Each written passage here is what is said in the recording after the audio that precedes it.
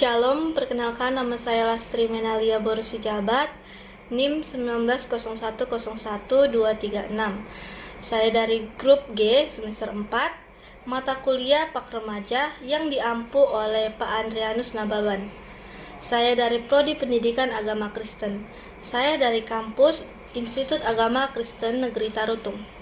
Saat ini saya sedang bersama seorang remaja yang akan saya wawancarai tentang masalah remaja yang dialaminya. Saya akan mulai wawancaranya. Baiklah Dik, terima kasih sudah mau ikut wawancara ini dan bersedia untuk kakak wawancarai. Kita langsung mulai saja ya.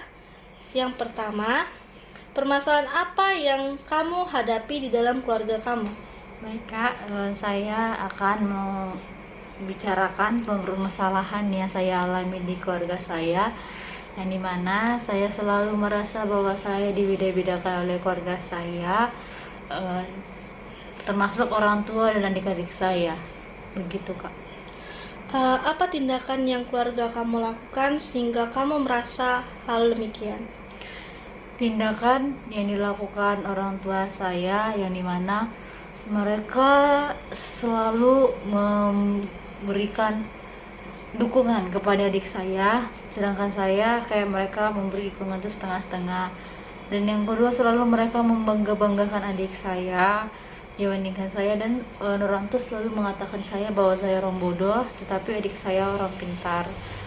Dan selanjutnya, orang tua saya selalu saja memperdulikan untuk fashion adik saya dibandingkan kesehatan saya. Jadi semisal saya meminta duit kepada orang tua untuk biaya berobat, itu kadang tidak dikasih, kadang disuruh bayar sendiri, dan kadang juga mau dikasih tapi itu telat mengasihnya. Tapi kalau untuk adik saya, untuk biaya misalnya beli pakaian, pasti selalu diusahakan secepat mungkin dan bisa saja 3 hari itu diusahakan. Apa yang kamu rasakan ketika keluarga kamu melakukan hal tersebut terhadap kamu? Yang saya rasakan itu sangat hancur Kak, karena saya ngerasa bahwa saya tuh tidak dianggap di keluarga ini, dan saya ngerasa rumah saya itu seperti saya tidak memiliki keluarga, tapi keluarga saya ada di dalam. Jadi saya sangat hancur dan sangat terpukul sekali Kak. Apa tanggapan kamu terhadap tindakan keluarga kamu? Apakah menurut kamu hal tersebut adalah wajar? Tanggapan saya terhadap keluarga saya itu sebenarnya itu sangat salah Kak, menurut saya, dan itu tidak wajar, karena jika orang tua saya seperti itu akan menimbulkan sakit hati di dalam hati saya Kak. Apa dampaknya bagi Anda setelah keluarga Anda melakukan hal demikian? Dampaknya bagi saya Kak, saya akhirnya menjadi merasa bahwa saya punya salah, dan saya selalu menyalahkan diri saya sendiri Kak, dan bahkan saya pun tidak segan untuk merasa ingin tidak hidup lagi di dunia ini. Jadi saya selalu mencoba untuk melakukan bunuh diri. Yang selanjutnya Kak, saya akhirnya mencari orang yang tepat buat saya, sehingga saya akhirnya jadi lari ke Saksi Jehovah Kak. Apa hal tersebut mempengaruhi kamu sampai saat ini? Hal tersebut sampai sekarang mempengaruhi saya Kak, karena saya masih merasa bahwa saya tidak tahu lagi harus bagaimana. Berapa lama kamu mengalami hal tersebut di dalam keluarga kamu? Sekitar kelas 2 SMP Kak, itu dimulai kelas 2 SMA sampai akhirnya sekarang Kak. Apakah kamu pernah mendiskusikan hal tersebut terhadap keluarga kamu? Pernah Kak, saya selalu mendiskusikan dulu sama keluarga saya, tapi mama saya selalu mengancam untuk bunuh diri dan menganggap saya mengada-ngada, sampai akhirnya saya untuk saat ini menutup mulut Kak, begitu Kak. Apakah hal tersebut mempengaruhi relasi kamu terhadap saudara kamu? Sangat Kak, karena saya tadi sudah mengatakan bahwa adik-adik saya saja sepertinya jijik lihat saya Kak, dan mereka tidak mau dekat dengan saya ataupun kerjasama dengan saya. Saat kamu mengalami hal tersebut, apakah kamu tetap percaya dan mengandalkan Tuhan di dalam kehidupan kamu?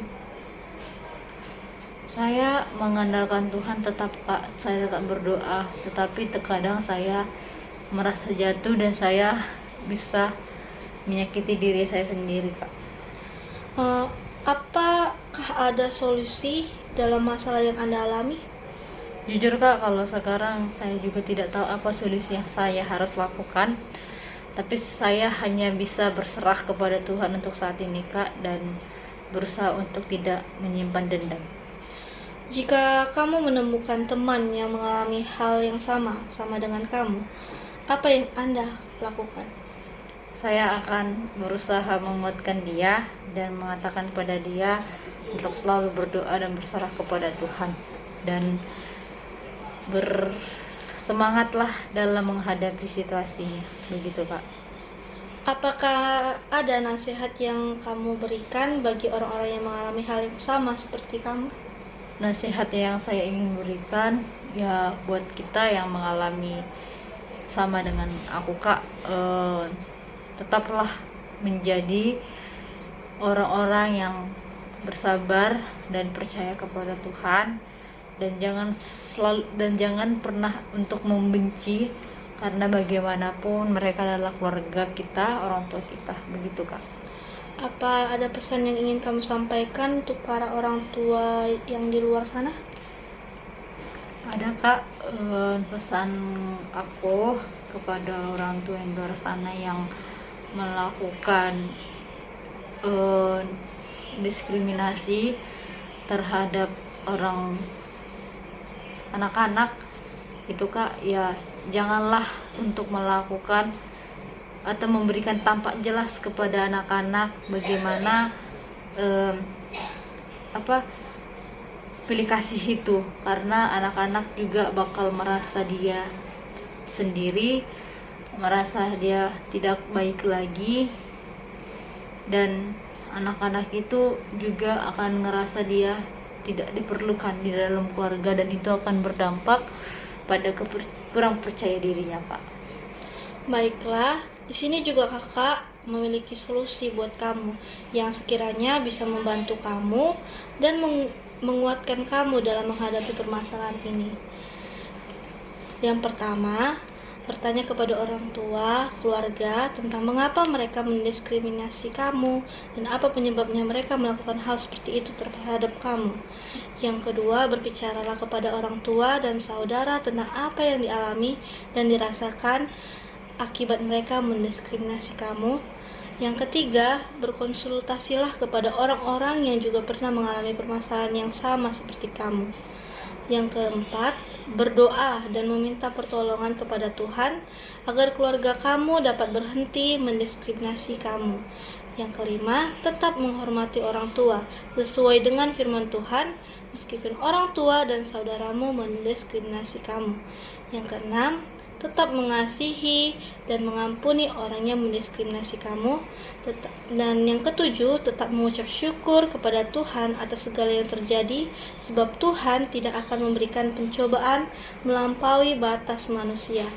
Dan di sini juga kakak memiliki ayat pendukung. Yang pertama terdapat dalam Mazmur 107 ayat 1a yang mengatakan, bersyukurlah kepada Tuhan sebab Ia baik.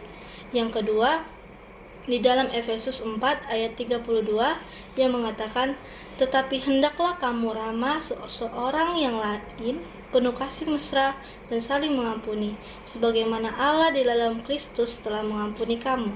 Yang ketiga, Efesus 6 ayat 1 yang mengatakan, hai anak-anak, taatilah orang tuamu di dalam Tuhan, karena haruslah demikian. Yang keempat, di dalam Efesus 6 ayat 2 mengatakan, hormatilah ayahmu dan ibumu. Ini adalah suatu perintah yang penting seperti yang nyata dari janji ini. Yang kelima, di dalam 1 Korintus 10 ayat 13a yang mengatakan, percobaan-percobaan yang kamu alami ialah percobaan-percobaan biasa yang tidak melebihi kekuatan manusia. Demikian yang bisa kakak sampaikan, dan terima kasih buat adik yang sudah ikut serta dalam wawancara ini. Baiklah, video ini jika ada tutur kata yang salah, saya mohon maaf. Terima kasih. Shalom.